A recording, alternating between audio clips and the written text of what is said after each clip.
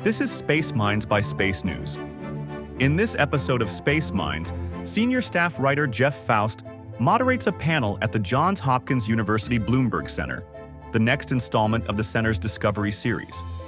The panel brings together leaders from Astrobotic, Apex, Johns Hopkins, APL, and Stoke Space to explore how ideas once confined to the pages of science fiction are rapidly becoming reality. From commercial lunar landers and factory-scale satellite production to nuclear-powered rotorcraft bound for Titan and fully reusable rockets designed to fly daily, the space industry is undergoing a transformative moment. I'd like to bring out Jeff Foust now. Jeff is a senior staff writer at SpaceNews and someone I work with closely. He covers NASA and civil space issues, and he's also at, feels like, nearly every space conference around the world.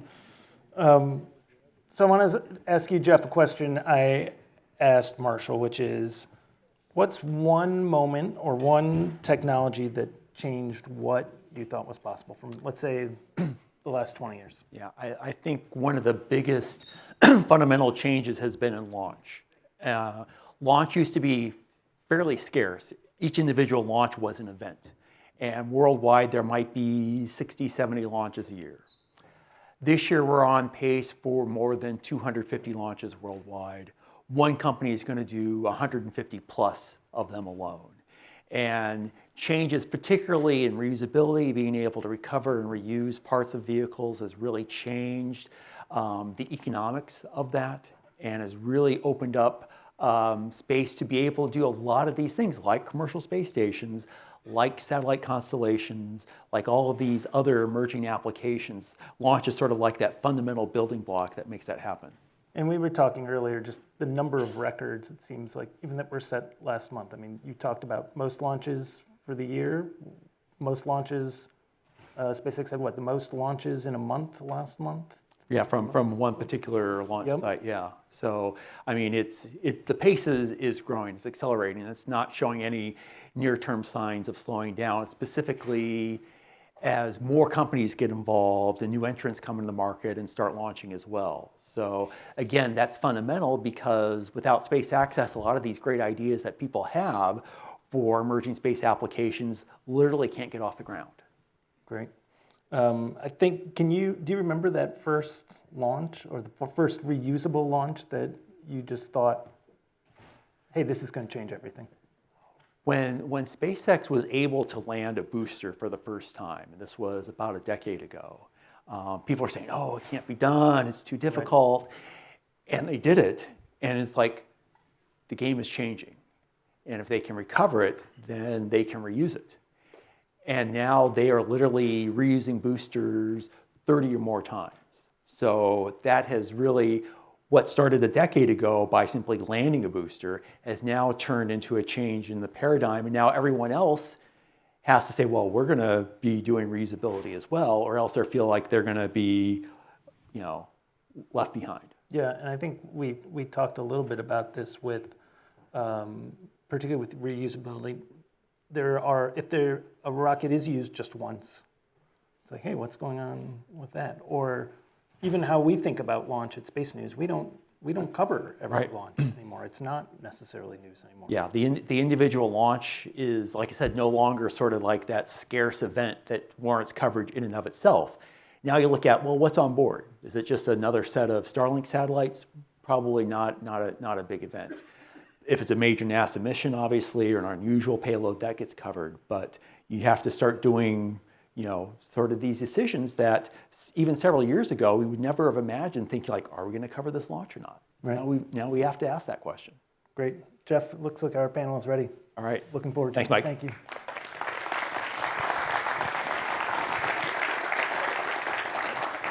So I'm going to invite the panel to come up on the stage here. We're talking about innovation and some of these emerging capabilities. And you heard, Mike mentioned earlier about the influence science fiction it's had on some of the luminaries in the field like Elon Musk and Jeff Bezos. Well, I was one of those people too. I just didn't become a billionaire, but when I was growing up in the 80s, I was fascinated with space, and there was no internet to turn to learn more about these things. So I read a lot of books, and that included reading a lot of science fiction. And the reason why I read science fiction is I wanted glimpses of what those potential futures in space could be. And as a result, I was introduced to things like lunar landers that were operated by companies rather than countries, or fleets of satellites in space, or fully reusable rockets, or deflecting asteroids.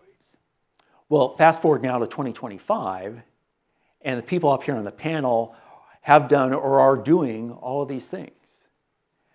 Science fiction is becoming reality, and that is starting to open up the aperture of what we can really do differently in space right now.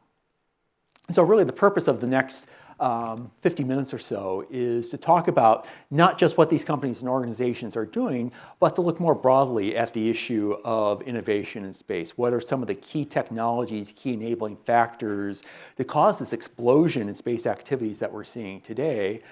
What are some of the potential challenges and obstacles that might come up as well? And then sort of think ahead in terms of what the future might hold. So I've got John Thornton, who's the CEO of Astrobotic, Wes Puckett, Vice President of Government Strategy at Apex, Bobby Braun, who's the Space Exploration Sector Head at APL, and then Devin Poppendrew, Vice President of Business Development at Stoke Space. Rather than go read formal biographies and things like that, what I've asked the panel to do is spend a minute or so and provide a little bit of an elevator pitch of who they are and what their companies are doing. And then we're going to dive into a little bit more details about what they're doing individually, and then some of those broader overarching issues I talked about. So John, start us off. Great. Thank you. Thanks for having me here tonight. Astrobotic is in the business of making space accessible to the world. The big thing that we're known for is our lunar landers. We flew our first one a year and a half ago. Didn't quite get all the way out to the moon, but we learned a lot, spent 10.5 days in space, tested out every piece of our system, including the one that didn't work, fixed that, and now we're getting ready for our next flight that's going to be in mid next year in 2026. It's going to carry about a 500 kilogram rover being developed. We're going to send it to the South Pole of the moon and deploy it.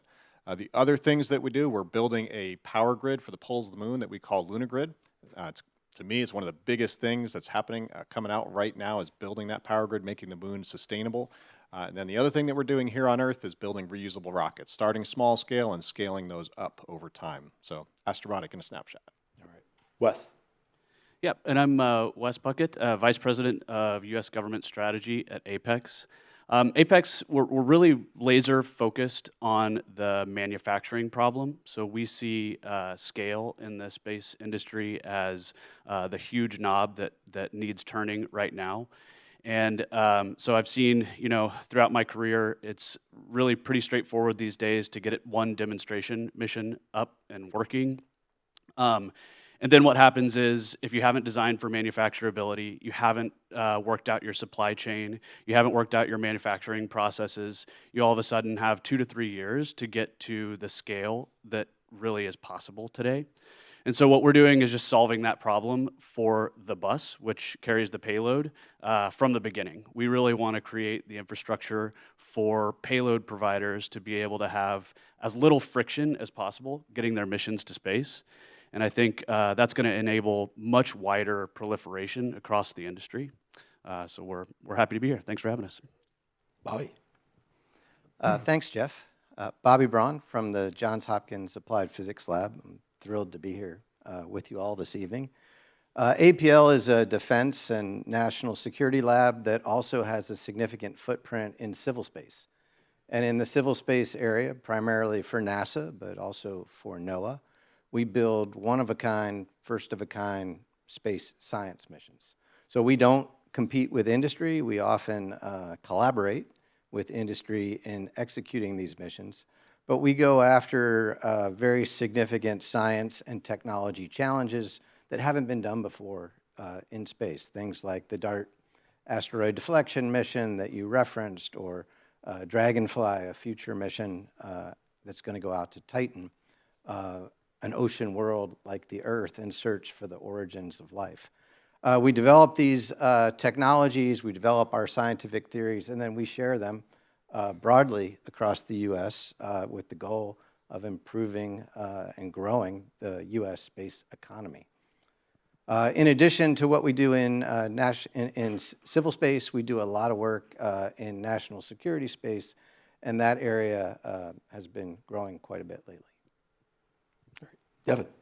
Thank you, Jeff. Great to be here. Stoke Space is building 100% reusable rockets designed to fly daily. That is, both the first stage and the second stage are designed to return to the launch site to be rapidly reused and flown again, operated more akin to a commercial aircraft than to an exquisite piece of hardware that gets thrown away after every flight. We're convinced that by achieving that, we can serve industry and my colleagues here on the panel with routine, reliable, low-cost access to and from space at a routine cadence. We've raised about $1 billion so far. We have significant contracts for launch services with commercial and government customers. We've been developing hardware at a very fast cadence. We have nearly finished reconstructing launch site 14 at Cape Canaveral, the old John Glenn pad where he became the first American to orbit the Earth. And we'll bring all that together next year for our first launch, working quickly towards that. So thank you. All right, great. John, you talked about, you're developing this lunar lander that you want to launch next year. It's called Griffin 1. I know you did a recent update about the development of that, just give the audience a feel for where things stand in terms of the development of that and what that mission will do. Sure, thanks. Griffin is being built in Pittsburgh, Pennsylvania, our headquarters. You can actually come and witness that build and come see the build of the lunar lander. If you're ever in Pittsburgh, look up Moonshot Museum. It's a nonprofit museum that's actually right in our headquarters. You can walk right up to the glass and see the lander on the other side. So what you would see today, if you were there looking through the glass, structures completed.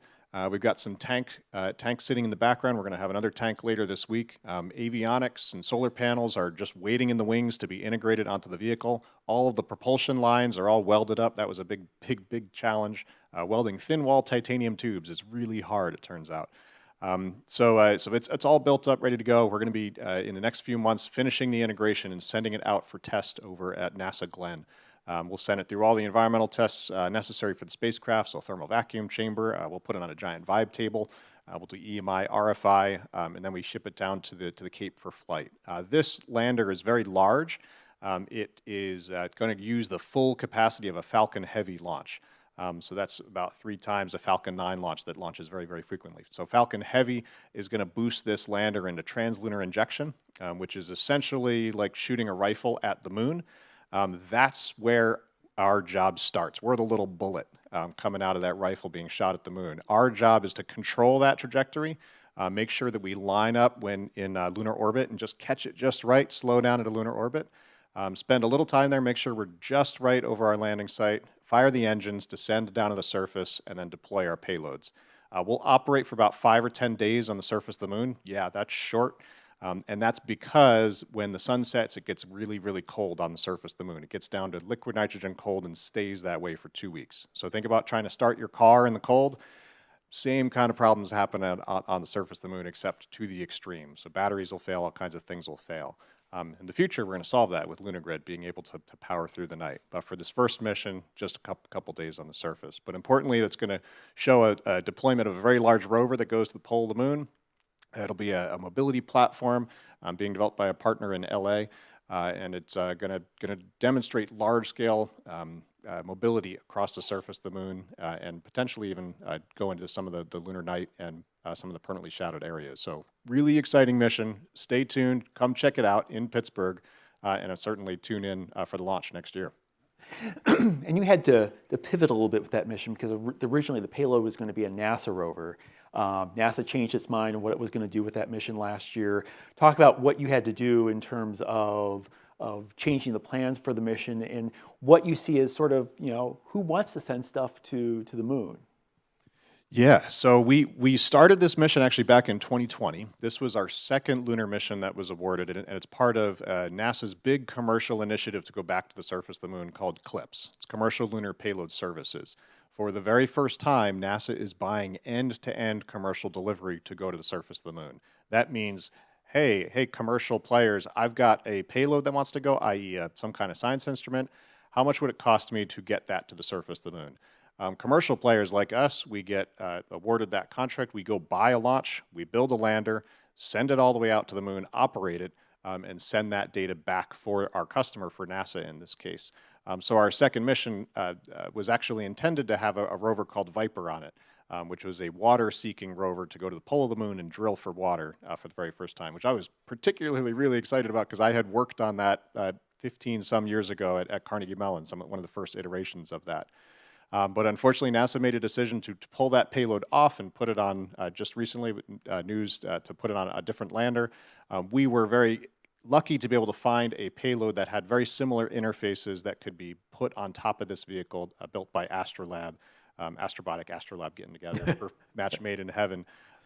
So that rover is going to be flying with us instead of the Viper rover and deployed on the surface of the moon. So it's commercial partnership to get this done now. All right, great. Wes, I mean, satellites used to be seen as sort of bespoke products, sort of one-off or maybe one or two at a time. You're talking about building basically an assembly line of satellites. How do you take that approach, that paradigm shift in building large numbers of satellites? Right. So really, fundamentally, what we want to do is apply automotive-like manufacturing techniques to space hardware. If you look out at the automotive industry, you can see they have massive efficiency with their assembly, with also their supply chain, and they also design their products to be manufactured. And so we want to apply all of that across the board to the satellite bus and enable the hard part, which is oftentimes the mission payload. I think if you take the automotive analogy a little bit further, let's say you were going to start a construction company, or you were going to start an oil and gas company, or a plumbing company, or whatever it is that requires work in the field. The first thing you would go do is buy vans or trucks to enable you to take your tools and get out there and do the work. We view Apex buses as the exact same thing. We want to be the very accessible tool that people use to get out into space and do their mission. And so to do that, we've really maximized transparency. You can go to our website and see our pricing for all of our satellite buses. You can download CAD to start designing your mission. We have user guides that allow you to design your payload around our bus. And we've also done a lot of product research to be sure that we're really serving, 95, 99% of the missions out there. Again, going back to the automotive analogy, we know every space mission is a little bit different. Some missions need high power, some missions need high agility, and we've designed multiple configurations to be able to service those multiple missions and optimize for missions. But we're still building a single part number, just configurations of a single part number, and that's what really allows the scale. And I think, the way we envision this unfolding is commercial launch, and particularly reusable launch vehicles, have created a massive drop in the price of getting a kilogram to orbit. And so there's a whole industry here standing on those shoulders. Certainly look forward to working with Stoke, and we really want to be the next step in that, in enabling real true proliferation in space by simplifying the bus and really providing the platform and the infrastructure that other companies can come along and build on top of. All right. And who's buying these satellites?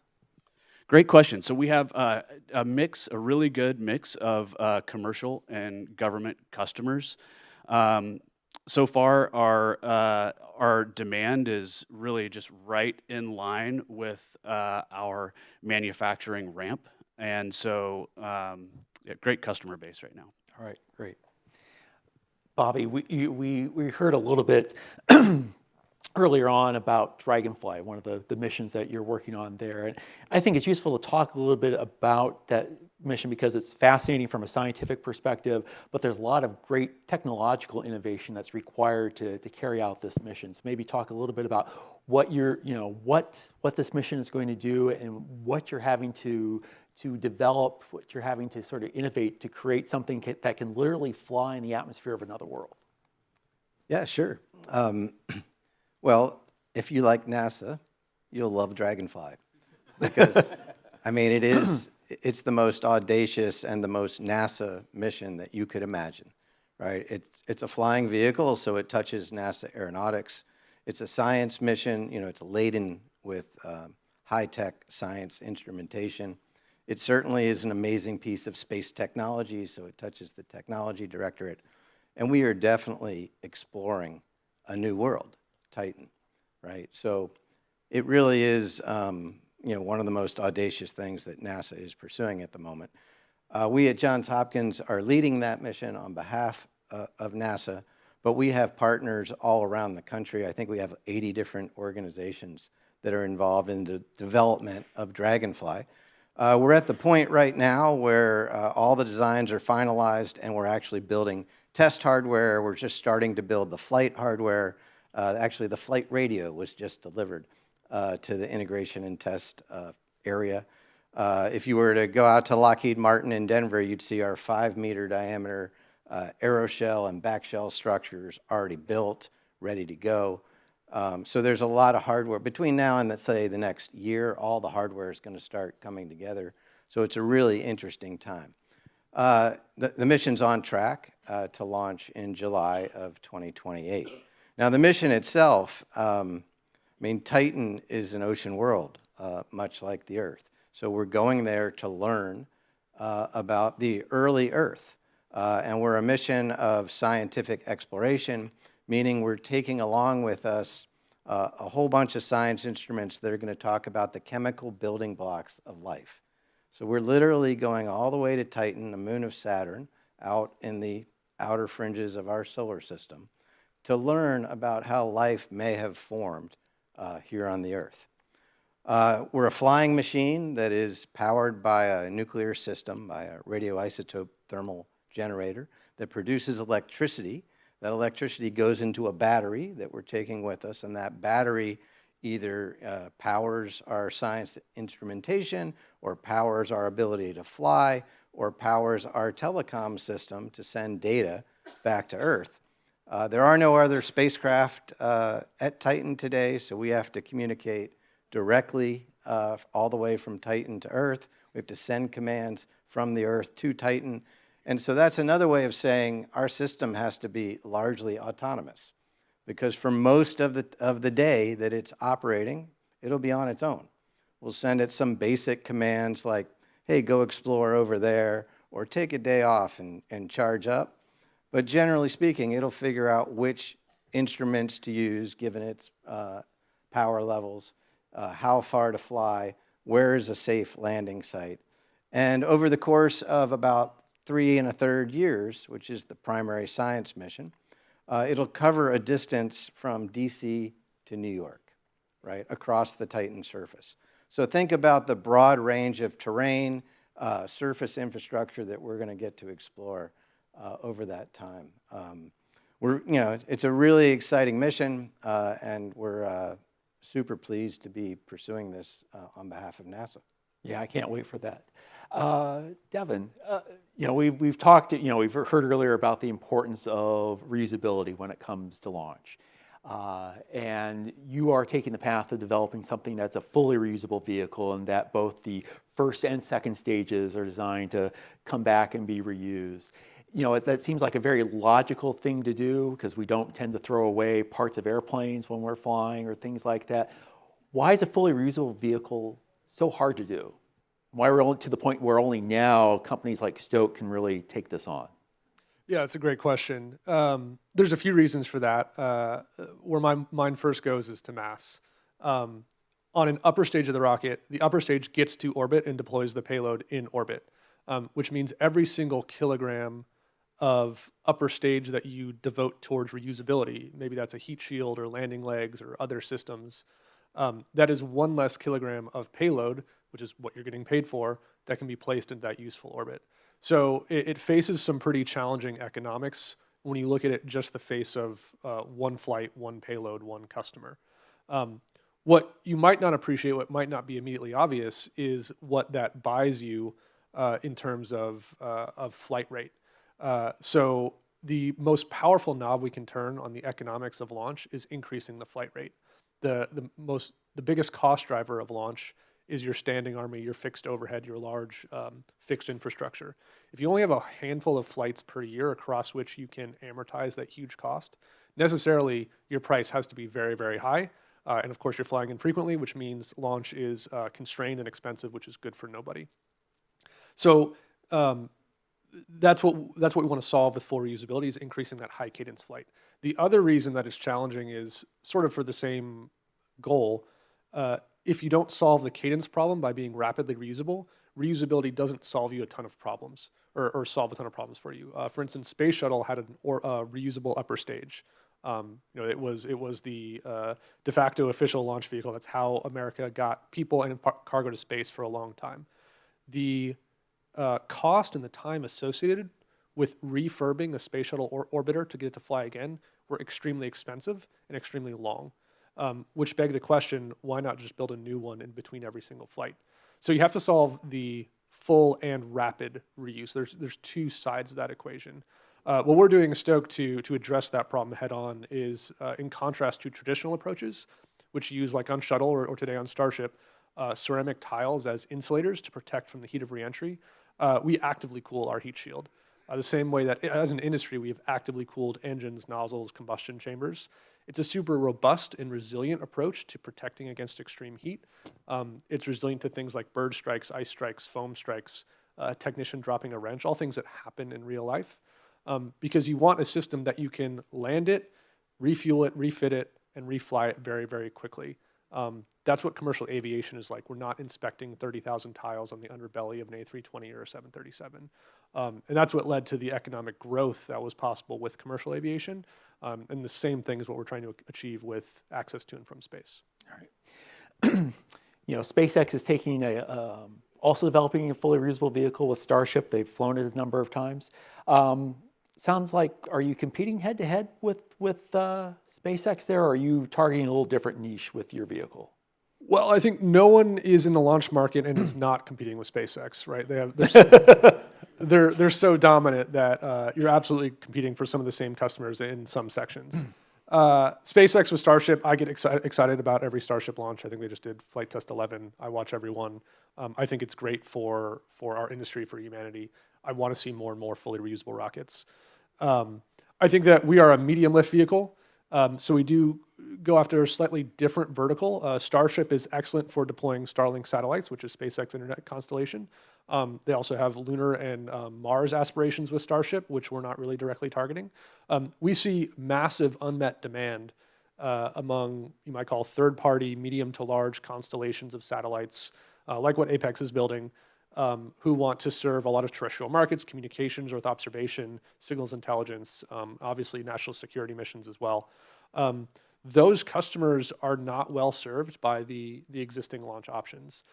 As Starship starts to become commercially available, I anticipate we'll compete directly for those customers. But I think a very important thing to note is there's a lot of excitement, justifiably, about the new business models that will be unlocked by full and rapid reuse of launch vehicles. And they look right at Starship and say, look what Starship is unlocking. It's important to note that while Starship will reduce costs, it does not necessarily reduce prices. For that, you need two competitors competing for customer business, driving prices down to follow cost. So when I look at some really exciting bets on the future that's unlocked by Starship, those are also bets on Stoke. And so I'm very happy about that as well. All right. If actually I could tag on to that. You mentioned the rapid reusability. And one thing Apex is doing that really hasn't been done traditionally is we're keeping our production line running regardless of orders. We're obviously sizing to the market for our production rate, but we're perfectly comfortable having a few satellites on the shelf. So say if Johns Hopkins has a scientific payload they want to fly quick, like really quick, they could come get a satellite off the shelf. They go to a company like Stoke and be in space in literally months, rather than a typical even demonstration program taking well over a year, usually 2 years. All right. When Mike and I were talking here before the panel started, he asked me what's changed, and I saw the great increase in launch as something that's really created maybe an inflection point in the industry, such that we're seeing a lot more companies out there doing a lot more innovative things. I mean, I've did a story recently about a company that wants to do semiconductor manufacturing in space and want to test that by putting payloads on Falcon rockets, taking advantage of the high flight rate to do tests like that. I'm curious from your individual perspectives, what have you seen in industry developments in terms of new technologies, new capabilities that have created sort of an inflection point that maybe enables you to do what you're doing, or maybe enables customers to come to you to do those things? What has changed in the last 10 years or so that's really created this uptick in the industry? John? Yeah, I'll start from the lunar context. A couple things. So first, one of the biggest things is cost of launch coming down. That has definitely helped.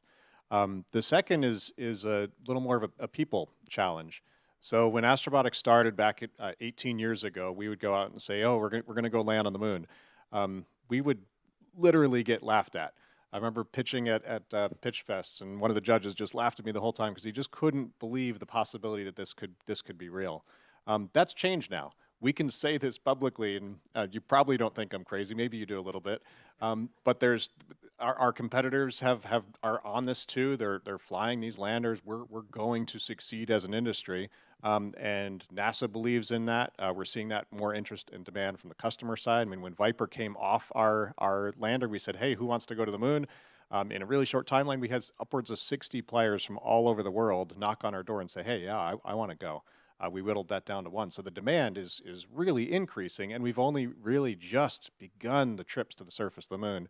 So people are starting to believe.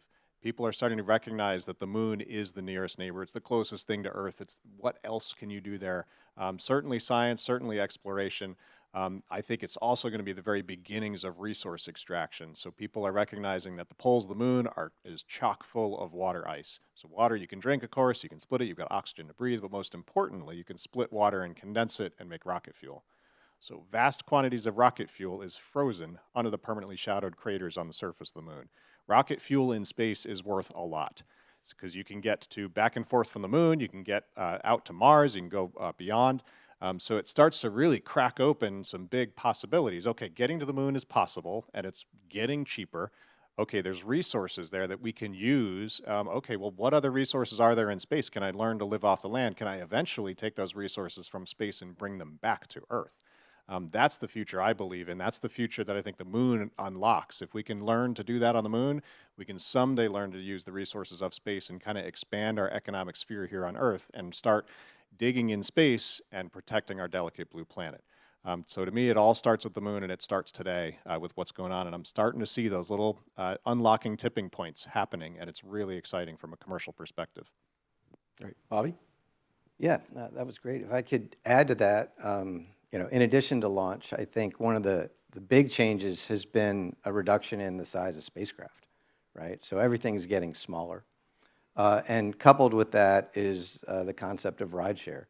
At APL, we had 2 missions. We had 3 launches this year. 2 of those 3 were rideshare launches, which was a first for us. Rideshares are fantastic, it turns out. One was a science mission, one was a communications technology experiment. In each case, we delivered, our buses in advance. They kind of got conglomerated with a whole bunch of other things. They were put on a launch vehicle that we didn't know when it was going to launch, right? That's very different for us. We're usually like totally in charge of when that launch happens.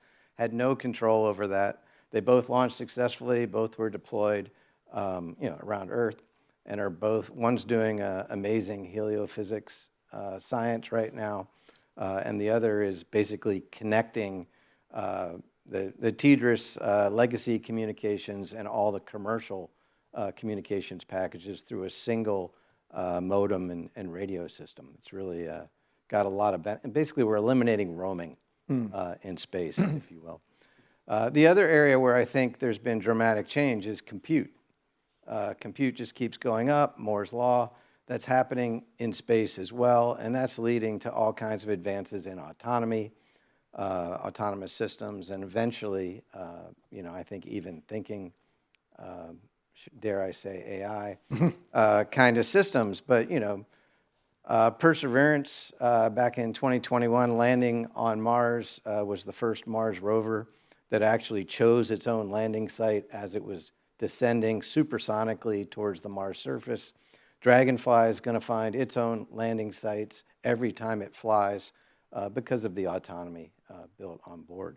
So we're in this amazing time where launch is cheap, spacecraft and instruments are getting smaller, compute is going up, and that's certainly going to drive a space economy. All right. Devin?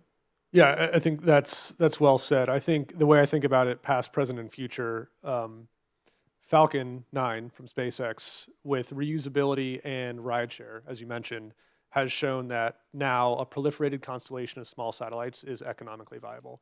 That was not the case any time before that in history. And I think we're enjoying those benefits today, and that'll continue for a while.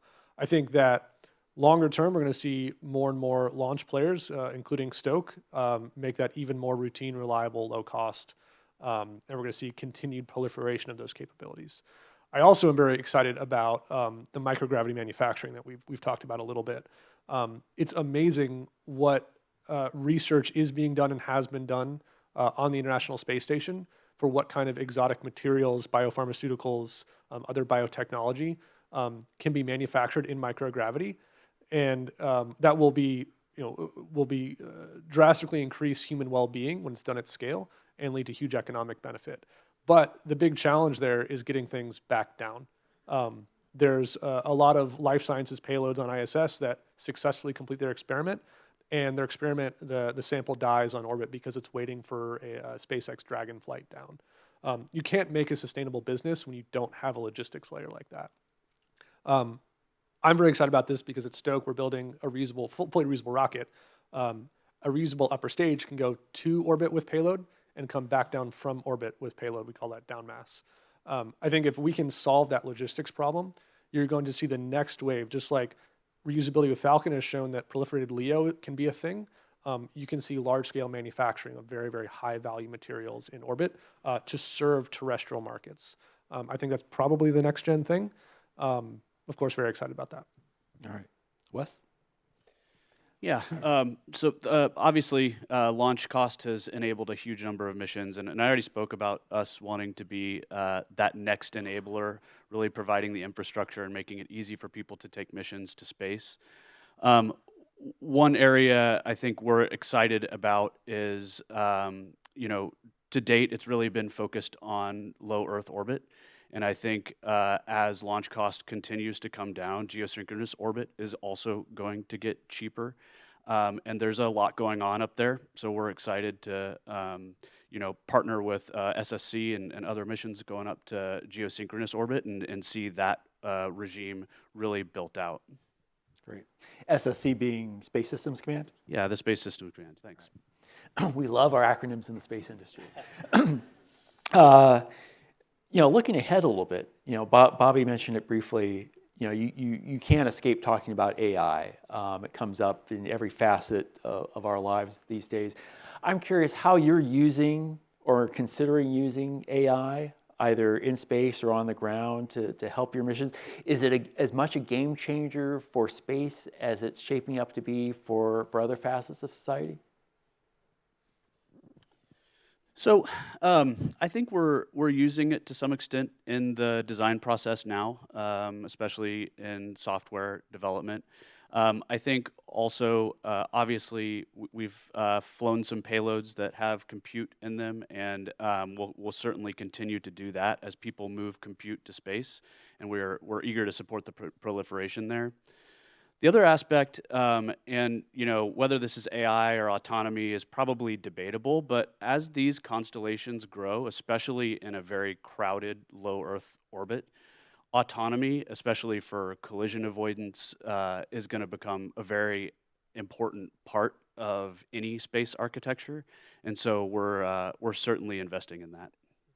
All right. Bobby? So at APL, we're using AI across the board, but one of the things that was most striking to me was some of our researchers paired it with a material discovery activity that they were doing. So instead of developing new materials from scratch themselves and having to, read 1,000 papers and go into the lab and do all this work, they actually had an AI-driven materials discovery, and they developed a new material. And that material actually has some space applications to it. So we're using it at APL for reducing process, anything that is like repetitive, if you will. When I talk about Dragonfly before, though, it's an autonomous system. It won't have what I would call AI, but it certainly will have autonomy. All right. Yeah, there's definitely a bridge between the AI and autonomy. We're using the autonomy for our landers when we land down on the surface of the moon. There's certainly application for processing data from space, and in particular for the moon. I mean, there's like a petabyte of data around the moon and many of the images haven't even been looked at. So what could AI glean from that? Are there particular material types? Are there certain terrain that might point you toward resource hotspots? So I think there's applications there. Back home in the office, we do use it for some of our processes to make things a little bit smoother and easier. We're just starting to look at it from a design perspective about what that might offer. I do think there's a fair amount of promise there, and I'm excited about what AI could bring to simplify and advance even faster than where we are right now. All right. Yep. We use it a little bit. We have developed some software that helps us build and test rockets and engines and components efficiently. There are some, I guess, AI modules of that software, although a lot of it is still just deterministic.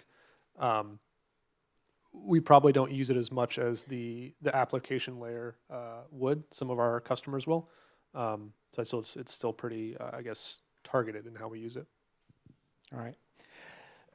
We've heard a lot about these technologies. These technologies don't just spring up out of nowhere. They're developed in research labs, in academia. They're developed at government facilities.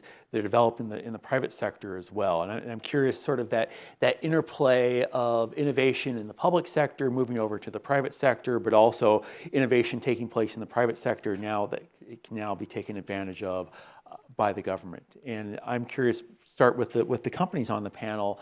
How has some of the innovations that have come out of the public sector, academic research, government programs of that, have helped you advance your companies, advance your capabilities? John? For Astrobotic, it's foundational. We got started 18 years ago as a spin out of Carnegie Mellon. Carnegie Mellon birthed us. A lot of the tech that came from the autonomous car industry ended up we applied that to landers. It was many of the same folks that did the first autonomous cars, that won the autonomous car races at Carnegie Mellon, said, hey, why don't we get into this moon thing? So massive applications there and crossover. We've also benefited very much from the SBIR STTR program that NASA puts out. We exist as a company because of that program and the fundamental research and the tie there. So we are here today because of that partnership with academia and government research. Wes? Yeah, I think for us it's a little bit of reversing the question here. I think what we're really looking towards doing is supporting more experimentation and technology development in space. So again, serving as that infrastructure that can lower the cost, shorten the schedules for people like Johns Hopkins to take experiments to space and really push the frontier in space rather than having to do development on the ground that enables space. Mm-hmm. Devin? I think our first check at Stoke, our first revenue, was a phase 1 SBIR from the National Science Foundation. So a lot of our early technology development came from those programs, which was, as you said, John, foundational for us, obviously.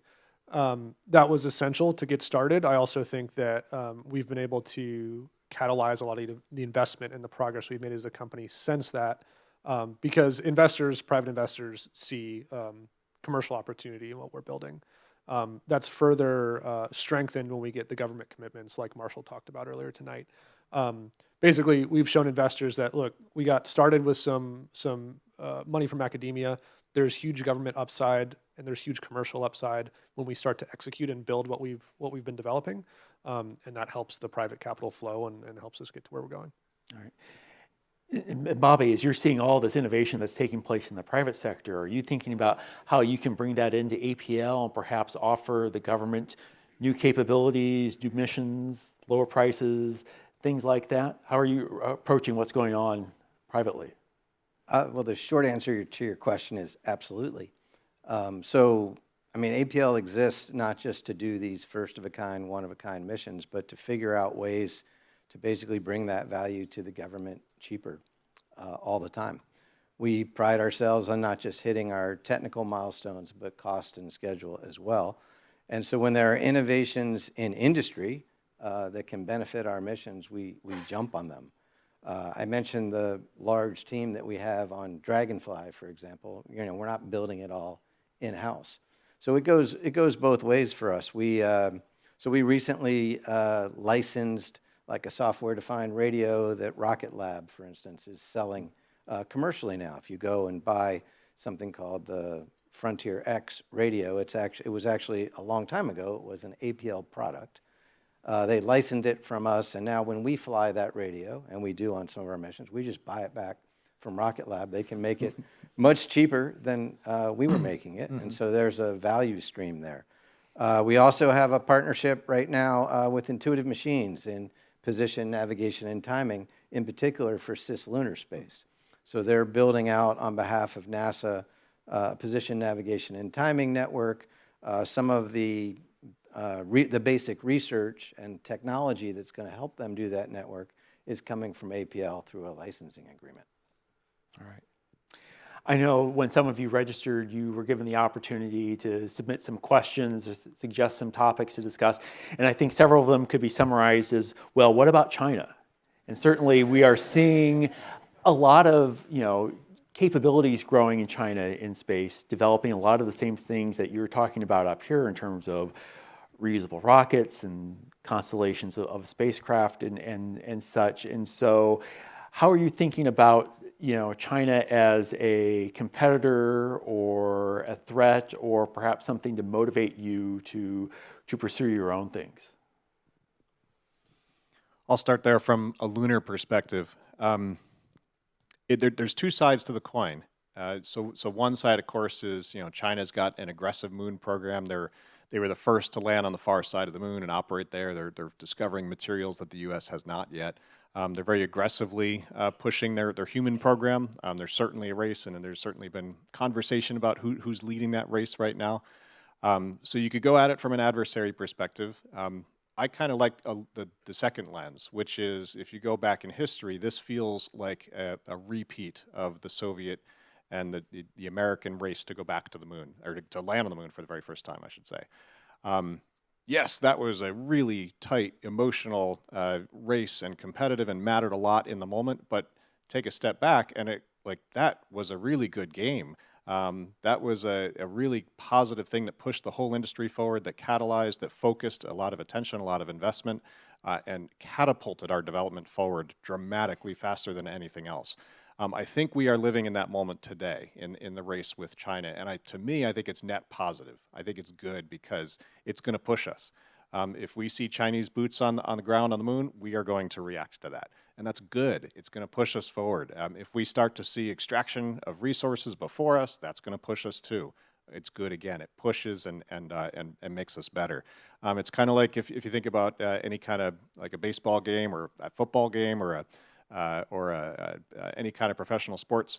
It's always if you're a really good team, you got to have a really good team to build that rivalry, and that rivalry creates better outcomes, creates a better game at the end of the day, higher value output.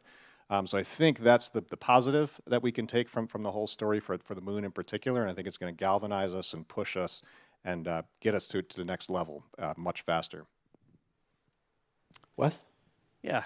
So recently Apex announced our fully self-funded space-based interceptor demonstration.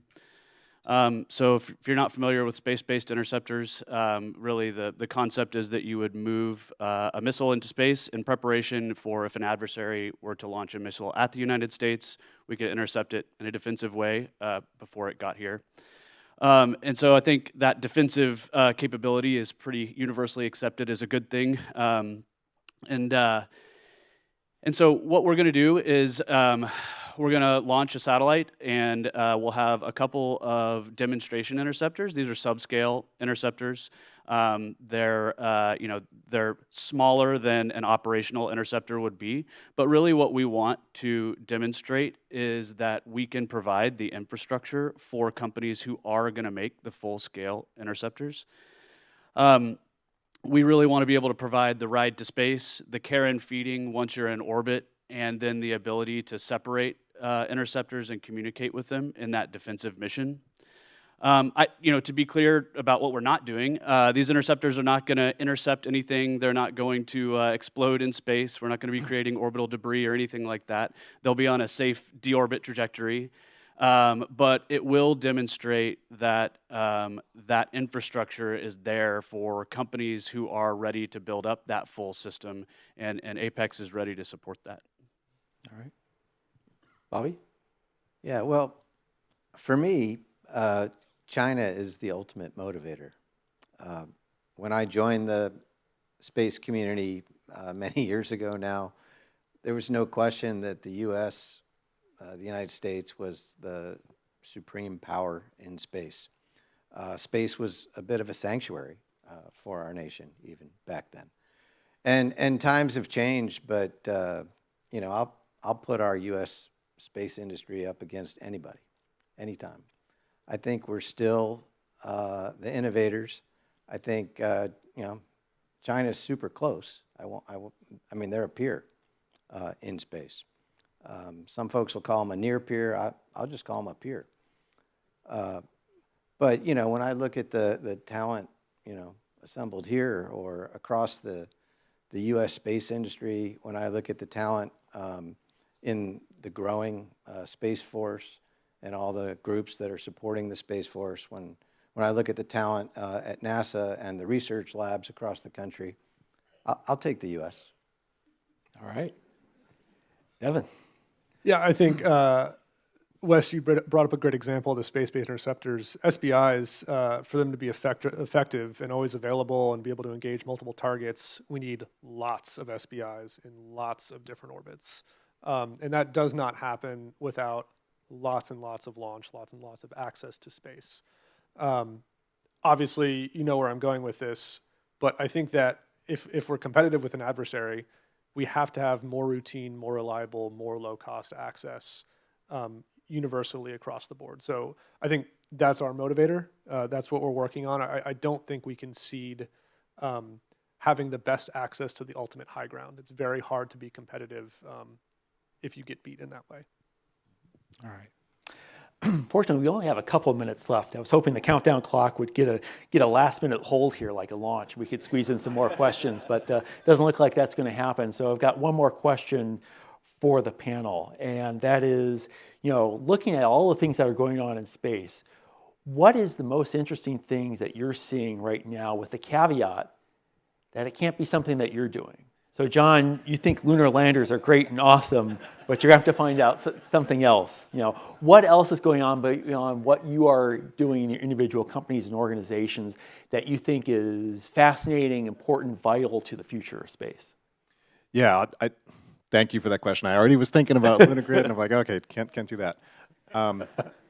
So I think the most interesting thing is kind of a contrast to where we're at. So Astrobotic, we got started 18 years ago. We've only ever raised $2.5 million to date. We've won upwards of $650 million in NASA contracts. We're unusual in space now. Almost everybody in space is raising a lot of money, and it's working. And there's public companies with great sticker prices and tickers. So the amount of investment that is coming into the industry is phenomenal, and it's going to really fuel the activity. So we're changing our stance. We're opening things up to the investment side, but that's one of the really big exciting things going on in space that we aren't actively in. All right, great. Yeah, so I'll go a little more narrow here. I think one of the things that I'm most excited about is space-to-space communications. So particularly optical communications, space-to-space, has become a huge enabler for communications constellations like Starlink, for instance, but also for other missions. In an internet age, we're all very used to having our information and our results immediately. And I think building these large constellations in space, it's just a no-brainer that they have to be connected to be effective. And just seeing the huge advances there has been really awesome. All right, Bobby. For me, it's got to be space power, space-based power. So, the sun produces a lot of energy. Our ability to make solar cells continues to, the efficiency of solar cells continues to go up. We can make them bigger and bigger over time. I think we're going to generate a lot of power in space. Given that compute is coming down, you couple that with all the power, and all of a sudden you got, data centers basically in space. So I wouldn't be surprised to see that in the future. I'm also very bullish on a South Pole lunar base. I'll just throw that out there. All right. Know someone who can help you here. I'm not doing it, but I think a South Pole lunar base that's robotically tended is going to enable our astronauts to do all kinds of exploration that they weren't able to do in the Apollo days. All right. We're at time, so I'll be quick. Lunar infrastructure is very exciting. All right. Well, I think I got you some customers here. So I got 2 votes. Well, unfortunately, we are out of time, so I want to thank all of you for attending this first in a series of events on it. I want to thank our panel here for some great engaging dialogue on the topic, as well as Marshall from Starlab earlier, as well as, of course, all the people here at the Bloomberg Center for helping organize this event, as well as at SpaceNews. And I want to leave you with one departing piece of advice, very important. The reception is in the lobby. So thank you very much.